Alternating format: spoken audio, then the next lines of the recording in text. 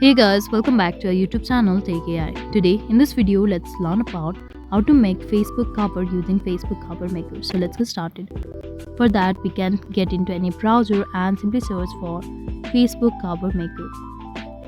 Now you can choose any of the sites. So let's go for brand crown over here. Now you need to simply enter the cover name you want and click on start now, and you can add some details over here and click on search. If you want to add a logo, simply add the logo here and click on search. If you scroll down, you'll be able to see various Facebook cover options. Click on any of this and you can simply continue editing it. You can change the background, you can change the logo, or you can add colors, change details, text, etc.